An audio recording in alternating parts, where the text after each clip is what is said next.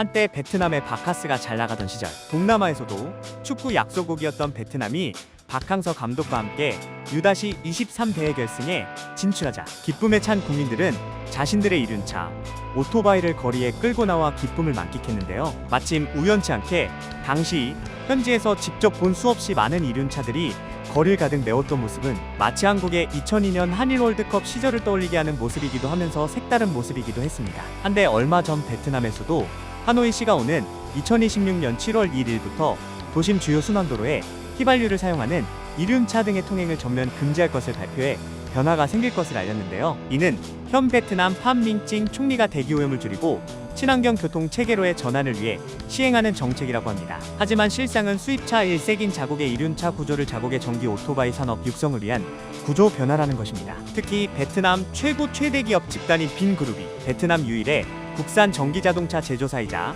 스쿠터 제조사인 빈페스트 육성을 위해 베트남 정부의 지원과 함께 이동 수단 국산화를 노린 국가적 정책이라는 것입니다. 실제로 베트남 지역을 여행해보면 호텔과 리조트, 각종 유통 건물에 빈그룹의 사명이 쓰여 있는 것을 볼 수 있는데, 빈그룹의 규모는 베트남 주식시장 시가총액의 약 20%를 차지할 정도라고 합니다. 문제는 이런 국가 차원의 정책과 대규모 기업에서 추진하는 자국 자동차와 이륜차 시장의 육성이 본격화됨으로써 기존 시장을 잠식하고 있던 일본계 브랜드들의 타격이 커져 일본 이륜차 산업 등에 큰 영향을 끼칠 수 있다는 점인데요. 베트남의 오토바이 시장은 올해만 약 46억 달러 규모로 세계 최대의 시장 중 하나로 볼 수 있고, 이 시장의 80%를 차지하고 있던 브랜드가 세계 시장에서도 상위를 달리는 혼다입니다. 실제로 일본 측이 지난 21일 베트남 정부의 정책 재검토와 충분한 유예기간을 둘 것을 촉구했다고 로이터 통신이 보도하기도 했는데요. 혼다는 베트남 정부의 지난 7월 발표 이후